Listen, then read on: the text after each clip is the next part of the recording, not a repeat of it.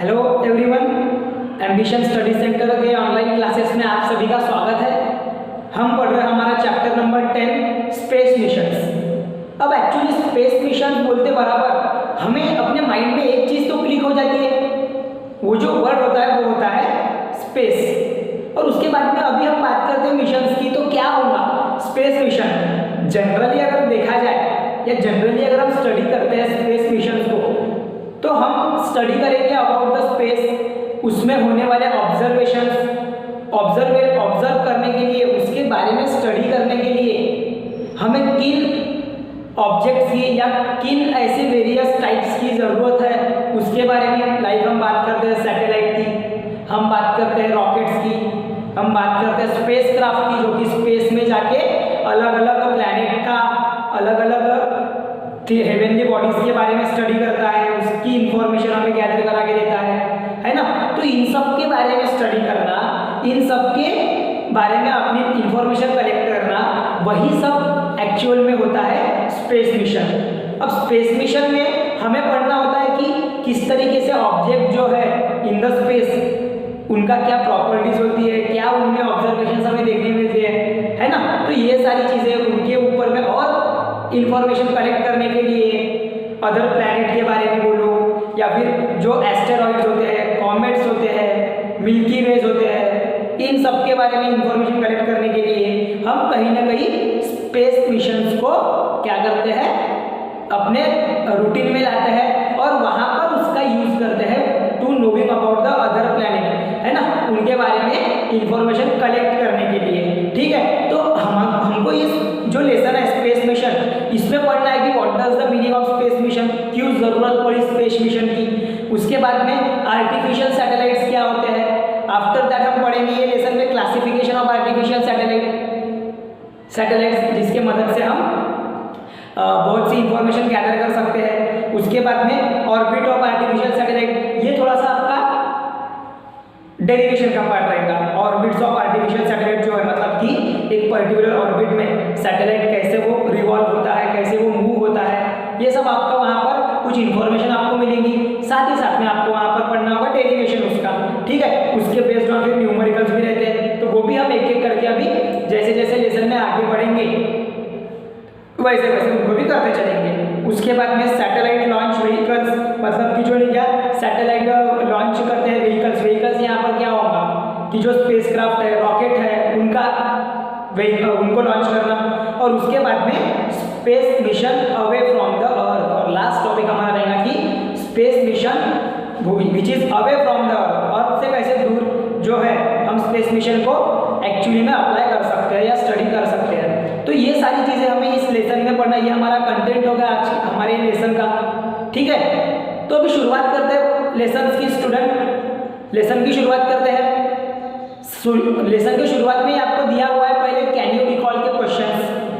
Can you recall के questions के साथ में हम शुरुआत करते हैं, बाद में हम बढ़ेंगे अपने लेसन की ओर। ठीक है, तो चलो, what is the difference between the space and the sky. देखो प्रीवियस स्टैंडर्ड में जब आप बात करते होंगे 7-8 की, तब भी आपने पढ़े हैं और आज भी हम उसको रिवाइज कर रहे हैं कि क्या डिफरेंस होता है स्पेस और स्काई में। डिफरेंस क्या होता है स्पेस और स्काई में, तो उसका आंसर भी मैंने लिख के दिया हूँ, अपन उसी पर से क्लियर कर लेते हैं। ठीक है, देखो the sky is the region in which sunlight is scattered in the earth atmosphere making it visible from the surface of the earth. क्या होता है स्काई?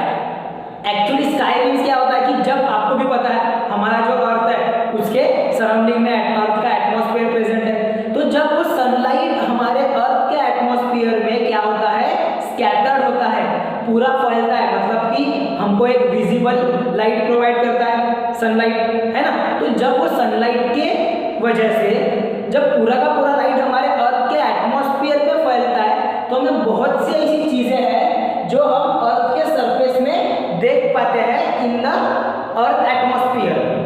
अर्थ के एटमॉस्फेयर में सनलाइट का स्कैटरिंग होने की वजह से, जो सनलाइट है वो स्कैटर होने की वजह से अर्थ के सरफेस पर से हम बहुत सी ऐसी चीजें हैं जो हमसे दूर है, लेकिन हम उनको अपने नेकेड आईज से देख सकते हैं। हम अपने नेकेड आईज से उनको देख पाते हैं, उनको बोला जाता है, उसको उस पर्टिकुलर जिस रेंज तक के हम उस पूरे ऑब्जेक्ट को उस पूरे सराउंडिंग को देख पाते हैं उसको बोला जाता है स्काई। ठीक है, the sky is the region, sky एक ऐसा रीजन है, अभी देखो ये डेफिनेशन का मीनिंग क्लियर कर रहा हूं। The sky is the region in which, एक ऐसा रीजन, एक particular area in which sunlight is scattered in the earth atmosphere. Sunlight क्या होता है? स्कैटर्ड होता है अर्थ के एटमॉस्फेयर में। स्कैटर्ड का मीनिंग है फैलना, स्प्रेड होना। ठीक है, scattered in the earth atmosphere. ठीक है, मेकिंग इट विजिबल, वो पूरा का पूरा एटमॉस्फेयर हमें विजिबल दिखाई देता है अपनी आंखों से, है ना। कहां से? देखिए, सरफेस ऑफ द अर्थ। अब हम जब अर्थ के सरफेस पर रहते हैं तो वहां से हम देखो स्काई में स्टार्स देख पाते हैं, मिल्की वे गैलेक्सी देख पाते हैं, देन आफ्टर जितने भी क्लाउड्स वगैरह वो भी देख पा रहे हैं। तो मून, सन, ये सब चीजें देख पा रहे हैं अपने आंखों से। मतलब ये जितना भी पोर्शन हम अपनी आंखों से देख पाते हैं उसे बोला गया है स्काई। उस रीजन को, उस एरिया को बोला गया है स्काई। ओके, फिर बात आती है स्पेस पे, क्या डिफरेंस है पूछे तो देखो, a continuous empty space between the planet and the stars in the sky is called as space. इसका मीनिंग ये है कि स्काई के बाद में बियॉन्ड द स्काई जितनी भी खाली जगह है between the planet, between the stars, जितनी भी खाली जगह है between the planet, between the stars, उसको बोला जाता है स्पेस। एक खाली जगह, एम्प्टी स्पेस। ठीक है, जो कि अर्थ के बियॉन्ड रहेगी, मतलब उसका अर्थ से कोई लेना देना नहीं रहेगा और ना ही कुछ अफेक्ट होगा, कुछ भी इफेक्ट नहीं करती है अर्थ स्पेस में। ठीक है, उसका कुछ भी असर स्पेस के ऊपर में नहीं होता। और स्काई के बियॉन्ड जो हमारे आंखों से एक्चुअल में नहीं देख पाते हम अपनी नेकेड आइज से या फिर टेलीस्कोप वगैरह की मदद से, बोलो या नेकेड आइज से हम उसको नहीं देख पाते, उसको बोला जाता है स्काई, सॉरी स्पेस। समझ में आ रहा है? तो स्पेस क्या है? तो continuous empty space between planet and the stars etcetera, बहुत सारी चीजें उसमें हमने सिर्फ प्लैनेट और स्टार्स के बारे में बताया। एस्टेरॉइड्स आ जाते हैं, कॉमेट्स आ जाते हैं। In the sky is called as a space. Then sky क्या क्या इंक्लूड करता है? स्काई में कौन सी चीजें देखने को मिलती है? Sky include the object as far as we can see outside the earth. जो स्काई की कौन सी चीजों को इंक्लूड करता है अपनी इसमें? ऐसी चीजें, ऐसे ऑब्जेक्ट जिनको हम अर्थ के भी आउटसाइड से देख सकते हैं, as far as we can see outside the earth. Example की बात करें तो Mars, North Star, then after Milky Way galaxies, इन सब ऐसे सारी चीजें जो आपने प्रीवियस स्टैंडर्ड में भी पढ़े हो और इन सारी चीजों को हम देख पा रहे हैं, हम रिकॉल कर रहे हैं बच्चों। अब यहाँ पर ऐसा नहीं हो रहा है कि यहाँ पर ये हमारा लेसन है तो कुछ नया पार्ट है आपके लिए। ये सारी चीजें आपने प्रीवियस स्टैंडर्ड में भी पढ़ चुके हो, आपने ज्योग्राफी में भी पढ़े हो, आपने साइंस के भी कुछ पार्ट में इसके बारे में समझे हो। सोलर सिस्टम वगैरह की बात करेंगे तो हम, है ना, एटमॉस्फेयर की बात करेंगे तो ये सारी चीजें हम रिवाइज कर रहे हैं यहाँ पर। ओके, उसके बाद में स्पेस क्या है? Space is a 3 dimensional. Space क्या है? 3 डायमेंशनल है वो। ठीक है, साथ ही साथ में स्पेस में क्या होता है? स्पेस 3 डायमेंशनल है, मतलब कि वो 3 एक्सिस में भी डिवाइड हुआ है। एक्स वाई जेड एक्सिस हम जिसको बोलते हैं, अगर हम मैथमेटिकली उसका देखेंगे तो 3 एक्सिस में उसका डिवीजन होता है। उसके बाद में space is outside the earth and not affected by the earth. जो स्पेस है ये क्या है? अर्थ के आउटसाइड है। स्पेस जो है वो अर्थ के बाहर का हिस्सा है, जो कि अर्थ से कुछ भी उसका अफेक्ट नहीं होता, कुछ भी उससे कम ज्यादा अर्थ से कुछ लेना देना उसको नहीं है। ठीक है, तो ये है स्पेस और स्काई के बीच का डिफरेंस। ठीक है, अब आपको सेकंड क्वेश्चन बोला हुआ है what are the different object are in the solar system. अब सोलर सिस्टम क्या होता है ये आपने इसके पहले भी पढ़े ही हो। सोलर सिस्टम क्या होता है वो आपने इसके पहले भी पढ़े ही हो। The sun and the planets including the other heavenly bodies. आपकी डेफिनेशन आपने जब प्रीवियस स्टैंडर्ड में पढ़े हैं, क्या है आपकी definition? The sun and the planets and the other heavenly bodies, इन सबका एक ग्रुप, उसको बोला जाता है सोलर सिस्टम। ये सबका एक कॉम्बिनेशन, उसको बोला जाता है सोलर सिस्टम। या आपने प्रीवियस स्टैंडर्ड की डेफिनेशन रिवाइज कराया मैंने आपको। आपका मेन क्वेश्चन ये है कि what are the different object in solar system. हमें पहले सोलर सिस्टम क्या होता है वो पता होना चाहिए, फिर कौन से ऑब्जेक्ट उसमें होते हैं वो तो हम देख ही पाते हैं। तो हम अगर बात करते हैं तो सन उसमें आ जाता है, वेरियस प्लैनेट मर्क्यूरी, जुपिटर, अर्थ, मार्स, है ना, ये सब प्लैनेट। फिर उसमें आ जाते हैं डॉर्फ प्लैनेट भी आ जाते हैं, उसमें डॉर्फ प्लैनेट भी आ जाते हैं। मून आता है, मून वेरियस मून है, जुपिटर के अलग मून है, अर्थ का अलग मून है ना, अलग अलग प्लैनेट्स का मून है। एस्टेरॉइड्स भी उसमें आ जाते हैं, बड़े बड़े एस्टेरॉइड रहते हैं। कॉमेट्स, आर्टिफिशियल सैटेलाइट भी सोलर सिस्टम में इंक्लूड होते हैं। ठीक है, तो ये हो गया आपका सेकंड क्वेश्चन का आंसर। अब बढ़ते हैं अपने थर्ड क्वेश्चन की ओर। थर्ड क्वेश्चन क्या बोल रहा है, what is meant by satellite. Satellite का मीनिंग क्या है। अब आपको बहुत ही सिंपल सा एग्जांपल देता हूँ। आप अभी मान लीजिए कि ऑस्ट्रेलिया में मैच चालू है या साउथ अफ्रीका में क्रिकेट मैच चालू है, तो वो मैच साउथ अफ्रीका या ऑस्ट्रेलिया में चालू होते हुए भी हम उसको अपने इंडिया में इजीली देख पाते हैं, लाइव ब्रॉडकास्ट उसका। हम अगर बात करते हैं हमारे इंटरनेट कनेक्शन की, फट से गूगल पे गए तो इंफॉर्मेशन सर्च हो जाती है, कोई एप्लीकेशन का नाम ना ले तो डाउनलोड हो जाती है, उसके बारे में हम इंफॉर्मेशन गैदर कर पाते हैं। कोई दिन स्कूल नहीं गए तो अपने दोस्त को फोन लगा के होमवर्क पूछ लेते हो फोन लगा के। तो ये जो सारा कम्युनिकेशन है या जो इंफॉर्मेशन कलेक्ट करने का जो रिसोर्स है, ये सब हमें मिलता है बिकॉज ऑफ द सैटेलाइट, जो कि अर्थ के ऑर्बिट में या फिर अदर प्लैनेट के ऑर्बिट में घूमते रहता है, गोल गोल गोल गोल, और उसके बारे में सिग्नल्स कैरी आउट करता हो। वो क्या करता है, सैटेलाइट का काम क्या है कि वो सिग्नल्स कैरी करेगा फ्रॉम दैट प्लेस। अगर साउथ अफ्रीका में मैच चालू है तो वहां से जो लाइव ब्रॉडकास्टिंग के जो सिग्नल्स आएंगे वो कैच करके वो इंडिया में बताएंगे। समझ में आ रहा है। तो ऐसे थाउजेंड्स ऑफ सैटेलाइट अर्थ के ऑर्बिट में भेजे गए हैं। ठीक है, तो ये हो गया सैटेलाइट, जिससे कि हम उसका यूज मैंने बताया अभी आपको। अभी हम देखेंगे कि उसकी एक्चुअल डेफिनेशन क्या है सैटेलाइट की। ठीक है, देखो, an artificial body, satellite actually क्या है, एक आर्टिफिशियल बॉडी है, एक मैनमेड बॉडी है, मैनमेड बॉडी है, placed around the orbit of the earth और द अदर प्लैनेट। बताया वही मैंने आपको कि एक ऐसी आर्टिफिशियल बॉडी जो हम प्लेस करते हैं around the orbit of the earth और द अदर प्लैनेट्स, मतलब कि अर्थ के भी ऑर्बिट में उसको हम अराउंड करेंगे फॉर द रिवॉल्यूशन, या फिर अदर ऑब्जेक्ट में, अदर प्लैनेट्स के भी अराउंड में, in order to collect the information for communication, in order to collect the information for communication। इसके लिए इंफॉर्मेशन कलेक्ट करने के लिए और कम्युनिकेट करने के लिए। समझ में आ रहा है क्या, उसे बोला जाता है सैटेलाइट। उसे क्या बोला जाता है, सैटेलाइट। डेफिनेशन में ना हो सकता है आपको बोर्ड में पूछ ले, है ना, तो इसे आपने वो प्रिपेयर करके रखना है। आपको सैटेलाइट के बारे में और भी इंफॉर्मेशन पढ़ना है तो उसको ध्यान में रखते हुए आपको इसका भी नॉलेज रहने होना। फिर आर्टिफिशियल सैटेलाइट और नेचुरल सैटेलाइट, ऐसे दो टाइप्स होते हैं सैटेलाइट के। एक होता है आर्टिफिशियल जो कि मैनमेड रहता है, नेचुरल मतलब नेचुरली ऑकरिंग। लाइक हम बात करेंगे मून की तो वो नेचुरल सैटेलाइट है अर्थ का, वो नेचुरल सैटेलाइट है अर्थ का। फिर वही क्वेश्चन है आपका fourth, how many natural satellite does the earth have.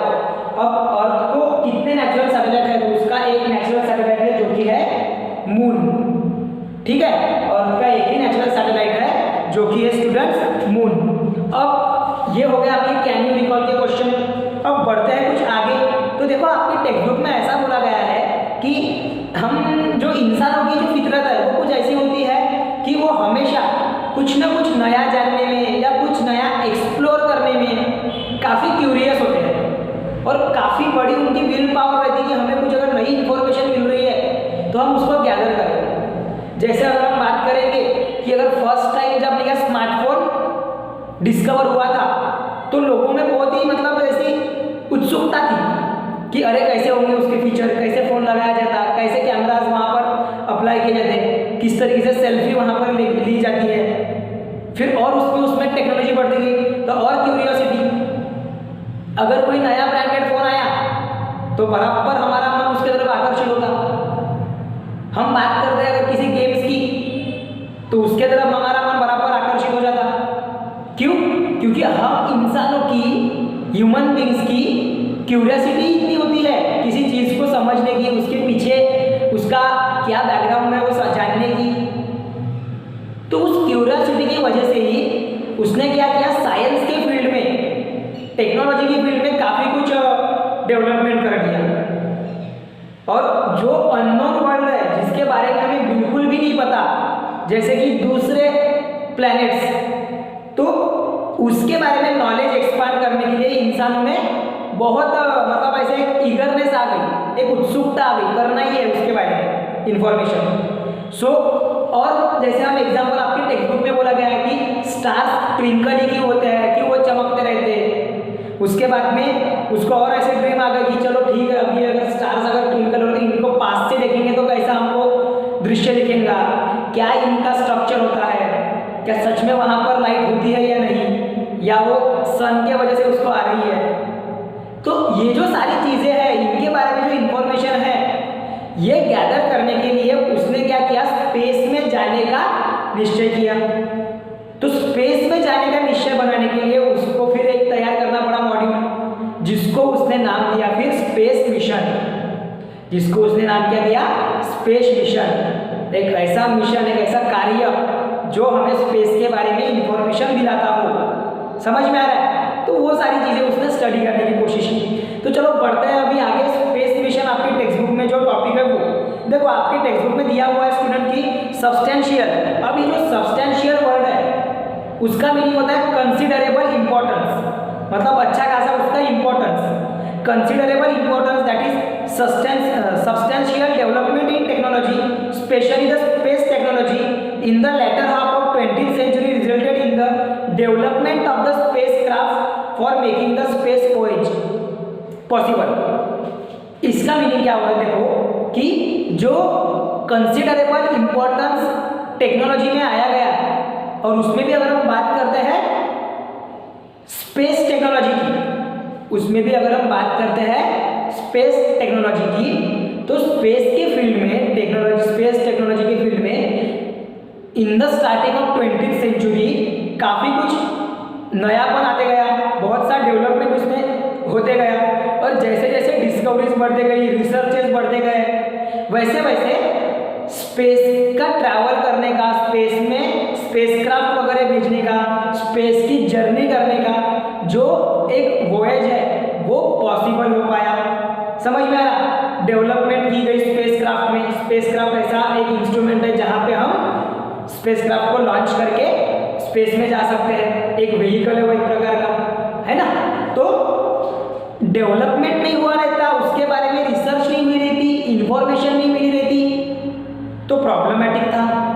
कहीं ना कहीं हमको उसके बारे में जानने में मदद नहीं हुई रहती। लेकिन अगर वही बात करते हैं हम स्पेस मिशन के लिए, तो बहुत से ऐसी इंफॉर्मेशन गैदर कर चुके थे scientist in the first latter half of 20th century, कि उन्होंने फिर उस टेक्नोलॉजी को और बढ़ाया और उन्होंने फिर सोचा कि स्पेस क्राफ्ट की मदद से हम स्पेस की जर्नी करके आएंगे। तो स्पेस मिशन को कैटेगराइज किया गया है दो कैटेगरीज में। देखो, space mission have been undertaken for the close observation of various object in our solar system.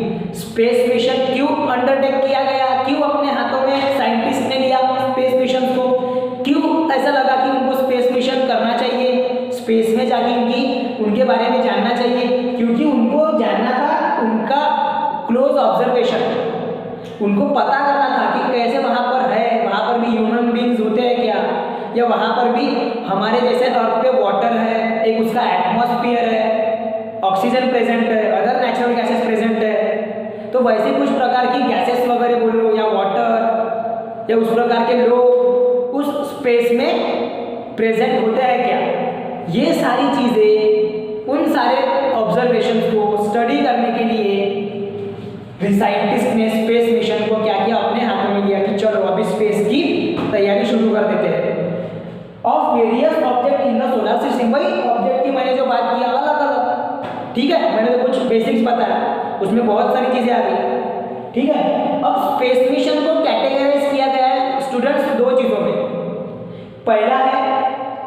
orbiting the artificial satellite around the earth for research and the other useful application।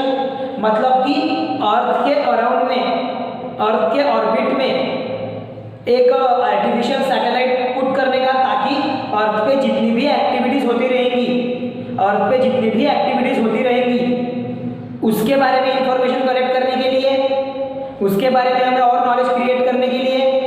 और दूसरा होता है sending the spacecraft to the outer space for close observation and understanding the object in the solar system. और second क्या है, second category है space mission की, कि टू सेंडिंग एंड स्पेसक्राफ्ट, एक स्पेसक्राफ्ट को सेंड करना कहाँ पे, स्पेस में, to the other planet in the solar system, और उन प्लैनेट के बारे में इंफॉर्मेशन गैदर करके उसके बारे में स्टडी करना। ऐसे दो अलग अलग कैटेगरीज में स्पेस मिशन को क्या किया गया है, डिस्ट्रीब्यूट किया गया है, उसको डिवाइड किया गया है, ठीक है। उसके बाद में डू यू नो में आपको कुछ हल्का सा वहां पर इंफॉर्मेशन दिया हुआ है। देखो क्या बोल रहा है, तो the first person to go in the space is Yuri Gagarin, आपको भी पता है वो, ठीक है, जो कि हाँ, उसके बाद में ही orbited the earth in the 1961, उसने इन द ईयर 1961 में पहली बार और स्पेस में कदम रखा था, अर्थ के ऑर्बिट में। The first person to step on the moon was Neil Armstrong, ये आपकी इंफॉर्मेशन के लिए और आपको पता भी है, जो कि यूएसए का था। आफ्टर दैट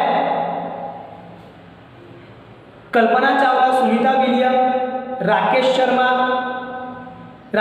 जो कि जो फर्स्ट इंडियन है जिसने अर्थ के ऑर्बिट में ऑर्बिटेड इन द अर्थ में, मतलब स्पेस में पैर रखा था, जो कि 1984 में रशियन स्पेसक्राफ्ट में, लेकिन रशियन स्पेसक्राफ्ट का यूज करके उसने यूज किया था वो।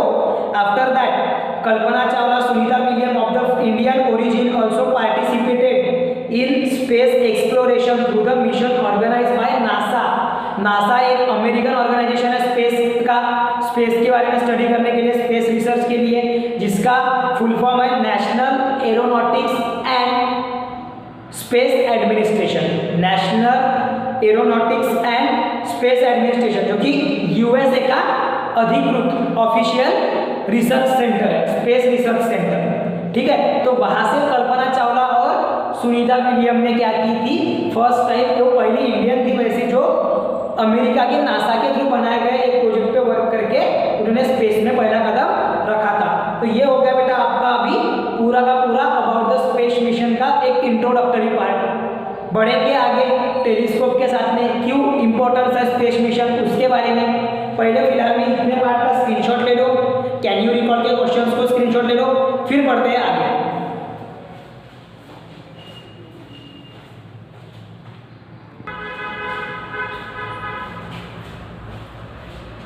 तो चलिए स्टूडेंट बढ़ते हैं आगे।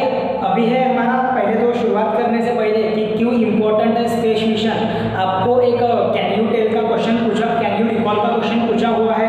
वहाँ पर बोला है कि which type of telescope are used are orbiting around the earth. तो टेलीस्कोप कौन से टाइप के ऐसे टेलीस्कोप है जो अर्थ के अराउंड में ऑर्बिट करता है, अर्थ के अराउंड में हमने पोजीशन करे गए हैं। तो वो समझने से पहले हम समझ लेते हैं कि टेलीस्कोप क्या होता है, ठीक है। टेलीस्कोप के बारे में इंफॉर्मेशन जान लेते हैं, क्या होता है टेलीस्कोप। और telescope is an optical instrument, ये क्या है, ऑप्टिकल इंस्ट्रूमेंट। ऑप्टिकल ये वर्ड है, मतलब कि रिलेटेड टू लाइट, हाँ ध्यान में रखना।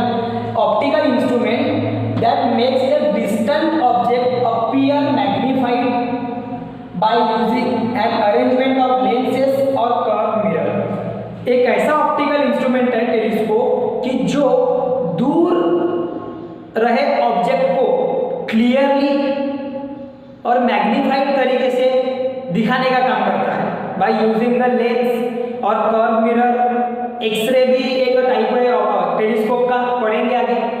तो टेलीस्कोप का काम क्या है एक्चुअली, अगर कोई हमसे बहुत दूर, जैसे कि स्पेस की बात कर रहे थे हम, तो उनको स्टडी करने के लिए अलग अलग एस्टेरॉइड, उनके स्ट्रक्चर, उनका साइज, उनके बारे में इंफॉर्मेशन गैदर करने के लिए हम टेक्नोलॉजी ने साइंस के फील्ड में एक ऐसा ऑब्जेक्ट बनाया है, ऐसा इंस्ट्रूमेंट तैयार किया है जिसका नाम रखा गया है टेलीस्कोप। उसका काम क्या है कि वो क्या करेगा, जो दूर बैठा हमारा ऑब्जेक्ट है कोई भी, उसको मैग्नीफाइड करेगा। मैग्नीफाइड का मीनिंग है उसको पूरा क्लियरली जूम वगैरह करके प्रॉपर उसके बारे में हम स्टडी कर पाते हैं, ठीक है। अ telescope is an optical instrument that makes distant object appear magnified. होता है ऐसा शो करता है डिस्टेंट ऑब्जेक्ट को, जो कि हमें ऐसा दिखाई देता है कि वो मैग्नीफाइड है, क्लियर दिखाई देता है वो, by using an arrangement of, उसमें हम यूज करते हैं लेंसेज, कर्व मिरर।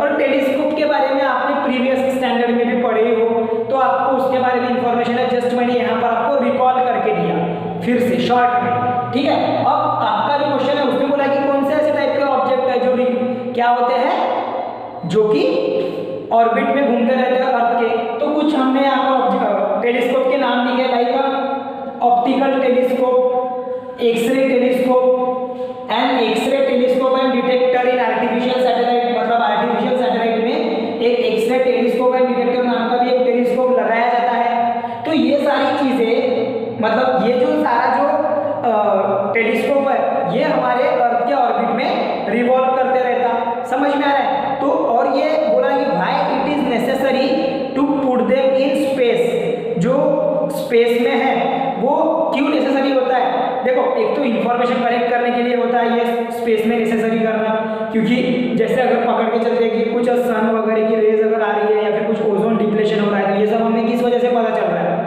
ये बिकॉज ऑफ द आर्टिफिशियल, ये जो सैटेलाइट है जो हमने प्लेस करे हैं अर्थ पे, अर्थ के ऑर्बिट में, उस वजह से हमें पता चल रहा है। बहुत सी ऐसी एक्टिविटीज जो स्पेस में होते रहती है, उनकी इंफॉर्मेशन को गैदर करने के लिए हमें टेलीस्कोप को भी अरेंज करना पड़ता है, ताकि उनका प्रॉपर अरेंजमेंट, उनका प्रॉपर जो इंफॉर्मेशन है वो हमें मिल पाए, ठीक है। उसके बाद में कैन यू टेल में आपको पूछा है, वहां पर 1 से 2 क्वेश्चन है स्टूडेंट्स, देखो हम एक एक करके उसको करते हैं। Where does the signal in your cell phone come from, जो हमारे सेल फोन में जो सिग्नल्स आते हैं वो कहाँ से आते हैं। तो जो हमारे सेल फोन में सिग्नल्स आते हैं आपके स्मार्टफोन में, वो आते हैं मोबाइल टावर से, और उन टावर को सिग्नल मिलता है from the satellite which are placed in the space around the orbit of the earth. समझ में आ रहा है, हमारे सेल फोन्स में जो सिग्नल्स कैरी होते हैं वो कैरी होते हैं फ्रॉम द टावर से होते हैं, वो मोबाइल टावर से, और उन मोबाइल टावर को सिग्नल मिलता है फ्रॉम द सैटेलाइट। समझ में आ रहा है, उनको सिग्नल कहाँ से मिलता है, सैटेलाइट में से। उसके बाद में आपको सेकंड क्वेश्चन पूछा है, where from does it come to the mobile tower. हाँ वही मैंने बताया कि हमको जो मोबाइल टावर्स के जो सिग्नल्स है वो मिलते हैं फ्रॉम द सैटेलाइट, वो रिसीव करता है for the various communication satellite की मदद से। किसके मदद से, कम्युनिकेशन सैटेलाइट की मदद से। अलग अलग टाइप के सैटेलाइट अर्थ के अराउंड में स्पेस में लॉन्च किए गए हैं, जो वेदर के लिए अलग होता है, कम्युनिकेशन के अलग होता है, ब्रॉडकास्टिंग सैटेलाइट अलग होता है, ठीक है। उसके बाद में where does the signal from to your TV set come from. हाँ अब देखो मैंने जो बोला ना ब्रॉडकास्टिंग सैटेलाइट, तो जो टीवी सिग्नल्स कैरी करेगा, सिग्नल जो ब्रॉडकास्ट करने के लिए, वो हमें मिलता है ब्रॉडकास्टिंग सैटेलाइट के मदद से। वो हम कहाँ से कैरी कर लेंगे, उसको कहाँ से रिसीव करेंगे, from broadcasting satellite which are placed in the earth orbit. उसके बाद में you may have seen the photograph of showing the position of the monsoon cloud over the country in the newspaper, how are these image obtained. देखो देखो देखो अभी देखो, ये जो बोल रहा है कि भाई जो मॉनसून के क्लाउड्स वगैरह होते हैं उनकी आप फोटोग्राफ देख पाते हैं न्यूज़पेपर में। अभी कुछ ही समय पहले एक साइक्लोन आया था, अम्फान वगैरह करके निसर्ग साइक्लोन आया था, इसके बारे में भी आपको इन्फॉर्मेशन मिल चुकी थी। तो ये जो इन्फॉर्मेशन कलेक्ट होती है ये हमें मिलती है बिकॉज ऑफ द जो सैटेलाइट प्लेस्ड है, जो कि वेदर का जो इन्फॉर्मेशन है वो कलेक्ट करता है अर्थ में, उसके वजह से। समझ में आ रहा है, वेदर सैटेलाइट जो है वो हमें उसके बारे में इंफॉर्मेशन देता है जो कि अर्थ के ऑर्बिट में प्लेस्ड है, ठीक है ना। इसीलिए हम काफी क्लियर इमेज देख पाते हैं हमारे क्लाउड्स की, कहाँ ज़्यादा हवा चलने वाली है, कहाँ बारिश होने के चांसेस है, कहाँ सनरेज ज़्यादा रहेगा, मतलब कि धूप रहेंगी। ये सारी चीज़ें आपको वेदर इंफॉर्मेशन मिलती है because of the weather satellite, because of the weather satellite, ठीक है। आगे में वो टाइप ऑफ सैटेलाइट भी पढ़ेंगे, बट स्टिल आपको इसमें इतना ही ध्यान रखना है, ठीक है। अब पढ़ते हैं इंपॉर्टेंस ऑफ और need and the importance of बहुत सीधी सी बात है, स्पेस मिशन अगर हम पढ़ रहे हैं तो उसके पीछे का तथ्य क्या है, क्यों वो जरूरी है, क्या उसकी नीड है, वो पता होना जरूरी है सबसे पहले। तो आज हम 21st सेंचुरी में बिलोंग कर रहे हैं, जहां पर साइंस ने बहुत कुछ डेवलपमेंट कर दिया फील्ड में, रिसर्च फील्ड में, है ना। आपको भी पता है, स्मार्टफोन से लेके तो इंटरनेट, उसके बाद में नए नए ड्रोन, आफ्टर दैट सैटेलाइट, जिससे कि हम पूरा एक एक पॉइंट नोट डाउन कर सकते हैं दूसरे कंट्री का। ये सारी चीजें उसने कलेक्ट कर लिया है because of the development in satellite. हर एक विलेज पूरे ग्लोबली कनेक्टेड है एक दूसरे से। आज हम बुट्टीबोरी में या फिर हमारे नागपुर में बैठे बैठे अलग किसी 7 समंदर पार अगर वहाँ पर अगर कुछ इवेंट हो रहा है तो उसको हम लाइव देख सकते हैं। तो ये बिकॉज ऑफ की स्पेस मिशन की वजह से पॉसिबल हुआ। और इसी के पहले आपने स्पेस मिशन में पढ़े 2 प्रकार के स्पेस मिशन होते थे। एक होता है कि putting the satellite in the around the orbit of the earth, और दूसरा होता है putting the sending the spacecraft around the other planet to knowing about them, उसके बारे में इंफॉर्मेशन गैदर करने के लिए। तो यहाँ पर हम कुछ ऐसे इंपॉर्टेंस और नीड पढ़ेंगे about the space mission. Okay, शुरुआत करते हैं। देखो एक एक पॉइंट एक एक तरीके से मैं क्लियर करके चलता हूँ। आप सभी बच्चों को ये सब पॉइंट टेक्स्ट बुक में भी दिए हुए हैं बेटा, लेकिन आपने कैसा समझ लेना है उसको, ठीक है। देखते हैं। देखो, we can contact a person in any part of the world. हम कोई भी दूसरे व्यक्ति से, वो कहाँ पे भी हो वर्ल्ड में, उसको हम कम्युनिकेट कर सकते, उससे हम कांटेक्ट कर सकते बिकॉज ऑफ की स्पेस मिशन की वजह से, है ना। ये पॉसिबल किस वजह से हुआ? स्पेस मिशन की वजह से। अगर स्पेस मिशन ना होता और अगर उन सैटेलाइट्स को भेजा ही नहीं गया होता अर्थ के ऑर्बिट में, तो कोई काम ही नहीं बनता था अपना, है ना।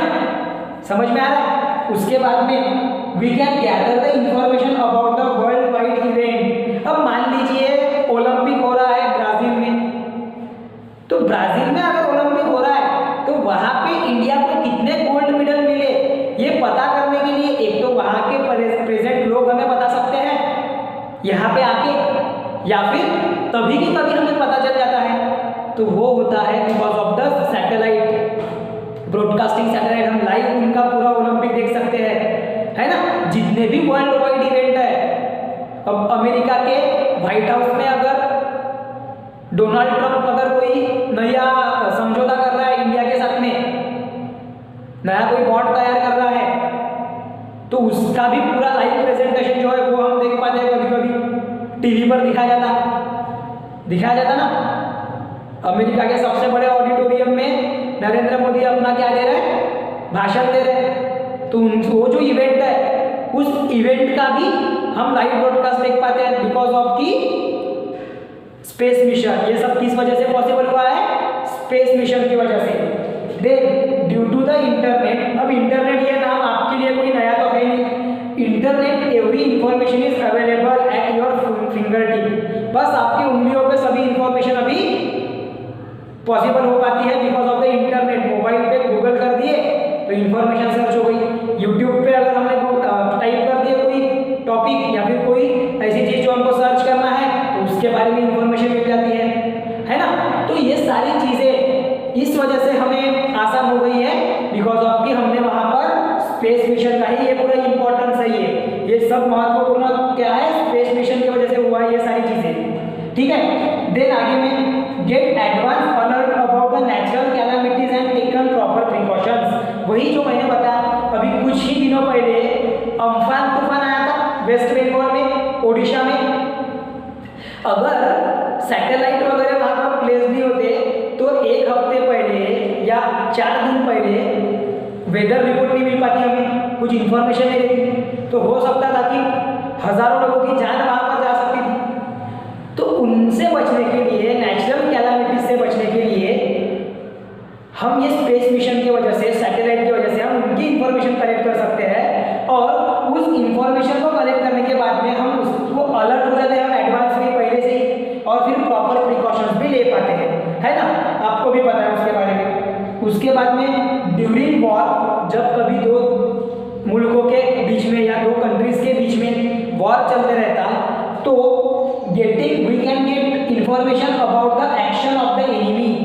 हम एनिमी के एक्शन के बारे में भी, मतलब कि एनिमी किस प्रकार का एक्शन कर रहा है, क्या उसकी चाल रहने वाली है, क्या वो मूव कर रहा है अपने इंडिया, अपने कंट्री में, वो सब हम देख सकते हैं बिकॉज ऑफ द सैटेलाइट, है ना। और अलग अलग कंट्रीज ने अपने अलग अलग सैटेलाइट लॉन्च करे हैं अर्थ में। इंडिया के अलग है, अमेरिका के अलग है, रशिया के अलग है। समझ में आ रहा है? तो ऐसा अब there are unlimited application of space mission, और ये तो हमने कुछ ही एप्लीकेशंस पढ़े, ऐसे बहुत से एप्लीकेशंस है, बहुत सा ऐसा प्रोग्रेस किया हुआ है स्पेस मिशन ने साइंस के फील्ड में, स्पेस के फील्ड में, ठीक है। तो इसमें से कुछ इन्फॉर्मेशन हमें मिल चुकी है। आपको ये कॉन्सेप्ट वाइज काफ़ी आसान लेसन है, लेकिन ध्यान में रखना है। अब इसका स्क्रीनशॉट ले लो, फिर बढ़ते हैं आर्टिफिशियल सैटेलाइट की ओर।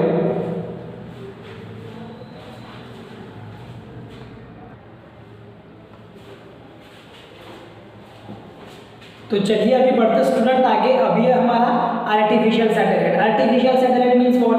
देखो सैटेलाइट हमने दो प्रकार के पढ़े, natural and artificial.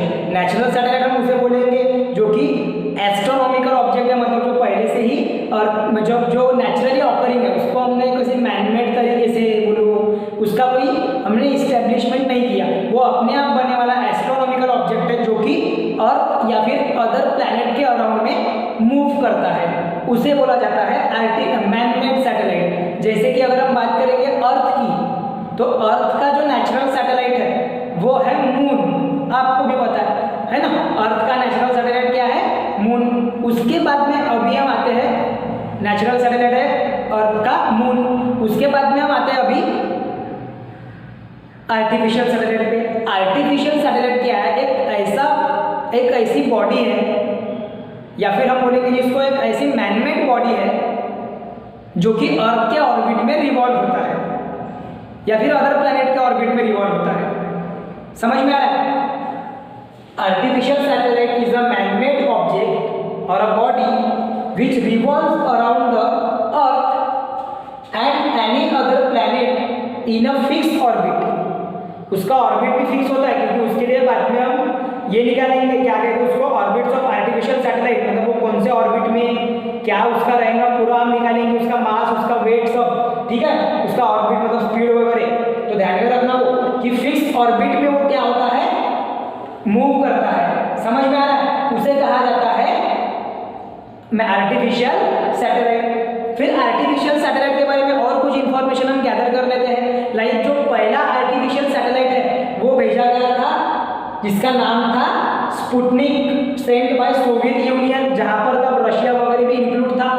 In the year 1957 में सोवियत यूनियन ने क्या भेजा था अपना सबसे पहला आर्टिफिशियल सैटेलाइट अर्थ के ऑर्बिट में, जिसका नाम था स्पुतनिक। ओके, समझ में आया? स्पुतनिक भी पढ़ सकते, उसको स्पुतनिक भी पढ़ सकते, ठीक है। More than 1000 satellites are orbiting around the earth, और आज के जमाने में, आज के डेट तक के more than thousands of satellite are orbiting around the earth. Then ये जो सैटेलाइट होते हैं आर्टिफिशियल सैटेलाइट, अब इनको तो इलेक्ट्रिसिटी तो प्रोवाइड कर नहीं सकते हम स्पेस में अराउंड द अर्थ, तो वहाँ पर उनको वर्क प्रॉपरली करने के लिए सोलर एनर्जी का यूज़ करते हैं। वो किसका यूज़ करते हैं? सोलर एनर्जी का यूज़ करते हैं, और उसके साथ में सोलर पैनल्स अटैच होते हैं, फोटोवोल्टाइक सोलर पैनल्स उस आर्टिफिशियल सैटेलाइट के साथ में अटैच होते हैं। अगर आपको कुछ कैसे वो अटैच होते हैं वो अगर देखना है तो हम भी एक आपको उसका एक डायग्रामेटिक जो सोलर पैनल्स का वगैरह रिप्रेजेंटेशन है आर्टिफिशियल सैटेलाइट का, वो भी भेज देंगे। और बाकी बच्चे भी आप उसका थ्रू द इंटरनेट आप देख सकते हो कि वो आर्टिफिशियल सैटेलाइट का जो स्ट्रक्चर है वो कैसे होता है, ठीक है। सोलर एनर्जी वो यूज़ करता है जो कि सन से मिलती है उसे सोलर सिस्टम में, है ना, उसका यूज़ करके वो प्रॉपरली वो वर्क करते रहता है continue. Then instrument are installed in the satellite to receive and transmit signals from and to the earth. जो इंस्ट्रूमेंट यूज होते हैं सैटेलाइट में, उनका काम क्या रहता कि वो रिसीव करेंगे सिग्नल्स अर्थ से, या फिर जो अर्थ से हम सिग्नल्स भेज रहे हैं उसको ट्रांसमिट भी करने का काम करेंगे। रिसीव करने का काम मीन्स क्या है, कैरी आउट करना, अपने पास में लेना, उसको खींचना। और ट्रांसमिट करने का मीनिंग क्या होता है कि हमने अगर कोई सिग्नल वहां से भेजे अर्थ पर से तो उसको उसमें ट्रांसमिट करना। ठीक है, दोनों काम करता है जो इंस्ट्रूमेंट उसमें इंस्टॉल रहते हैं। ठीक है, अब हम पढ़ रहे हैं कुछ टाइप्स ऑफ आर्टिफिशियल सैटेलाइट, उनके नाम जो कि भेजे गए जा चुके हैं अर्थ में। ठीक है, अर्थ के ऑर्बिट में। देखो पहला है इनसैट INSAT, जिसका फुल फॉर्म है इंडियन नेशनल सैटेलाइट। इनसैट का फुल फॉर्म है इंडियन नेशनल सैटेलाइट। उसके बाद में सेकंड आता है आपका जियोसिन्क्रोनस सैटेलाइट, जीसैट, जिसका फुल फॉर्म है जियोसिन्क्रोनस सैटेलाइट। ये दोनों सैटेलाइट मतलब इनसैट और जीसैट, इनका काम क्या है? इनका काम है वेदर सैटेलाइट, मतलब प्रेडिक्शन करना, वेदर की, क्लाइमेट की प्रेडिक्शन करना। ठीक है, स्टडी और प्रेडिक्शन, ये दो सैटेलाइट का काम करते हैं। ठीक है, ये कौन से सैटेलाइट कहा जाता है इनको? Weather satellite. उसके बाद में थर्ड वन है IRNSS, जिसका फुल फॉर्म है Indian regional navigation satellite system. IRNSS का फुल फॉर्म क्या है? Indian regional navigation system. और इसका काम है कि जो एक, जैसा आपने गूगल मैप्स यूज करते हो आप, है ना, तो ये जो गूगल मैप्स के लिए जो वर्क करता है सैटेलाइट, वो है अपना IRNSS, जो कि नेविगेशन और फिक्स्ड पॉइंट के बारे में इंफॉर्मेशन देता है, उस प्लेस के, उस जगह के सरफेस पे, और सरफेस पे जो है वो समझ में आ रहा है, वो डिपेंड रहता है लॉन्गिट्यूड और लैटिट्यूड पे। ये जो आपका इनसैट और जीसैट है, ये वेदर के साथ साथ हमें देता है कम्युनिकेशन में भी मदद, साथ ही साथ में ब्रॉडकास्टिंग में भी यूज होता है। और ये तीनों का, ये दोनों का लॉन्चर है GSLV, जियोसिन्क्रोनस सैटेलाइट लॉन्च व्हीकल, जो कि उस सैटेलाइट को लॉन्च करेगा इन द अर्थ ऑर्बिट। अब वो कैसे लॉन्चिंग होती है उनकी, वो हम नेक्स्ट आने वाले सेशन में पढ़ेंगे उसको और डीप में, launching of satellite, artificial satellite. लेकिन उसका जो लॉन्चर है वो कौन है? जियोक्रोनस सैटेलाइट लॉन्च व्हीकल। ओके, उसके बाद में ये जो IRNSS है, Indian regional navigation satellite system, इसका काम क्या है? इसका काम है कि ये हमें जो नेविगेशन है, मतलब कि जो एक पर्टिकुलर फिक्स्ड पोजीशन होती है किसी अर्थ सरफेस में पॉइंट टू पॉइंट, वो हमें शो करता है IRNSS, जो कि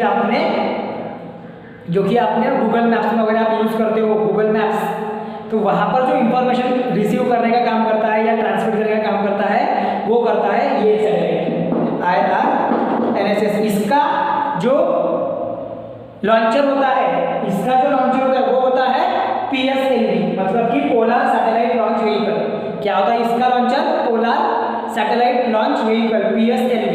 ठीक है, उसके बाद में है आपका नेक्स्ट GSLV, जो कि एक लॉन्चर का काम करता है, बताया मैंने, और PSLV जो कि एक लॉन्चर का काम करता है।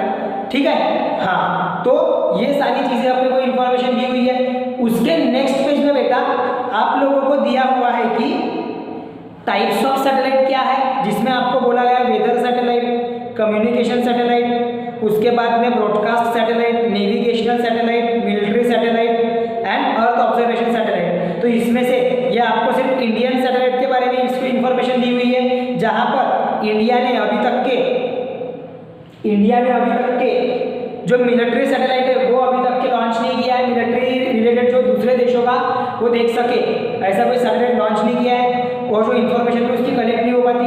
उसके बाद में जो IRS है, मतलब कि अर्थ ऑब्जर्वेशन सैटेलाइट, मतलब अर्थ में जो डेजर्ट हो गया, ओशंस हो गया, फॉरेस्ट, आइस रीजन, इन सब के बारे में, calamities like flood, then after earthquake, इन सब के बारे में इंफॉर्मेशन या स्टडी करने के लिए इंडियन रिमोट सेंसिंग सैटेलाइट का यूज किया जाता है। किसका यूज किया जाता है? इंडियन रिमोट सेंसिंग सैटेलाइट, जिसका फिर से लॉन्चर है PSLV, जो कि लॉन्च करेगा उस सैटेलाइट को, मतलब वो अर्थ के ऑर्बिट में भेजने के लिए यूज किया जाएगा PSLV का। समझ में आ रहा है? चलो, तो ये हो गए आपके टाइप्स ऑफ सैटेलाइट। आपको क्या करना है यहाँ पर कंप्लीटली, आज जो हमने पढ़े, ये पढ़े पूरा इंट्रोडक्टरी पार्ट। इसमें से आपको इंपॉर्टेंट है needs and importance of space mission, question पूछ सकते भैया आपको उस पर। उसके बाद में ये जो नाम है इनके फुल फॉर्म याद रखना पड़ेगा आपको, और उनका यूज मतलब वो जो टेबल दिया हुआ है पेज नंबर 137 पे और पेज नंबर 136 के एट द लास्ट में ये दोनों टॉपिक का आपको क्या करना पड़ेगा, प्रॉपरली स्टडी, उसकी इंफॉर्मेशन आपको पता रहने होना। फिर हम बात करते हैं इसकी, तो इतना पार्ट भी आपने याद रखे तो आपका आर्टिफिशियल सैटेलाइट कवर हो जाता। इंट्रोडक्शन है उसका, इंट्रोडक्शन मैं ये बता रहा हूँ कि आपको क्वेश्चन क्या क्या पूछ सकते हैं, है ना। तो नीड एंड इम्पोर्टेंस जो टॉपिक है आपका उसके ऊपर में क्वेश्चन आने के चांसेस है। उसके बाद में आएगा आपको आर्टिफिशियल सैटेलाइट क्या होता है और पहला सैटेलाइट कौन सा है, एमसीक्यूज में आ जा सकता है वो, है ना। कौन से ईयर में उसको लॉन्च किया गया था ये भी याद रखना पड़ेगा। अच्छे बच्चे वो भी याद रखेंगे, जिनको सच में पूरे अच्छे मार्क कवर करना है वो पूरा का पूरा याद रखेंगे, जितना भी है वो छोड़ते नहीं किसी चीज़ को, वो अपनी इंफॉर्मेशन गैदर करने का काम करते हैं। जैसे वो सैटेलाइट का काम है, तुमको अपना सैटेलाइट बनना पड़ेगा जो रिसीव भी करेगा और ट्रांसमिट भी करेगा। बुक से रिसीव करके पेपर में ट्रांसमिट कर देना है तुमने, है ना, ऐसा। उसके बाद में वो ये पूरा और यहाँ तक के हमने जितना भी पढ़े पूरा का पूरा अच्छे से पूरा लर्न करके प्रैक्टिस करके उसकी प्रिपेयर करके रखो। बहुत ही आसान लेसन है, आगे आगे पढ़ेंगे तो डेरिवेशंस आएंगे। अभी ऑर्बिट्स ऑफ आर्टिफिशियल सैटेलाइट वो भी बड़ा आसान है, कोई टेंशन वाली बात नहीं है। उसके ऊपर के न्यूमेरिकल्स भी हम करेंगे अगले क्लासेस में। तो ये सारी चीज़ों का आपको ध्यान रखते हुए पढ़ाई करते चलना है, ठीक है। चलो तो पहले इतने पार्ट का स्क्रीनशॉट लो सभी बच्चे।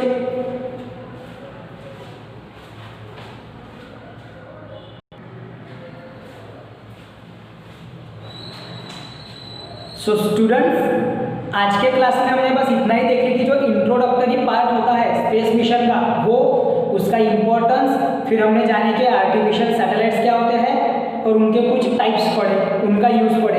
तो ठीक है, तो ये जो सारी इन्फॉर्मेशन है ये आप तक के पूरे अच्छे से पहुंच गई होंगी ऐसा मैं समझता हूँ, और आप लोगों को ये सारा टॉपिक समझ में भी आ गया। यही उम्मीद के साथ में हम आज का क्लास यहीं पर समाप्त करते हैं, मिलेंगे अगले क्लास में।